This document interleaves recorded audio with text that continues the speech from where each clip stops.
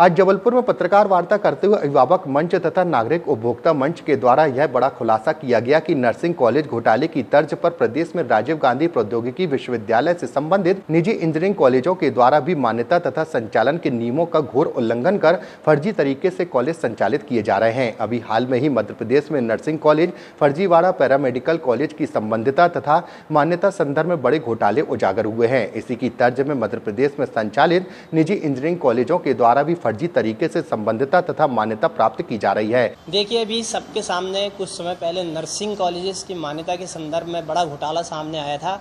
उस पर माननीय उच्च न्यायालय द्वारा भी संज्ञान लिया गया और वो बड़े स्तर पर जांच चल रही है और बड़े फर्जी कॉलेज पाए गए थे। इसी तरीके से राजीव गांधी टेक्निकल यूनिवर्सिटी में जो प्रदेश के 192 निजी महाविद्यालय इंजीनियरिंग के, उसमें भी लगभग इसी तरीके का घोटाला हमारे द्वारा पकड़ा गया है। जो आरटीआई से हमने कुछ जानकारी निकाली है, इसके अलावा जो आरजीपीवी की साइट्स हैं, जो कॉलेजेस द्वारा अपलोड किए जाते डॉक्यूमेंट, उन सब का जब एनालिसिस किया, साल भर अध्ययन करने के बाद इस घोटाले को पकड़ा है।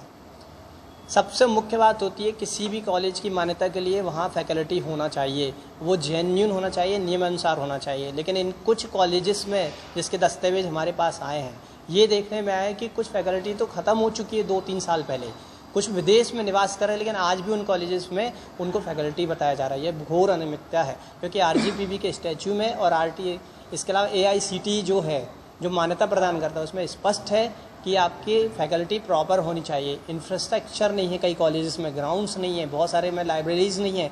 इस तरीके से बहुत सारी अनियमितताएं हमारे द्वारा पकड़ी गई। मीडिया में भी ये खबरें कई बार सामने आई, लेकिन कोई भी कार्रवाई नहीं की गई। कई बार शिकायत की गई आरजीपीवी और शासन से, उस पर कोई एक्शन नहीं लिया गया।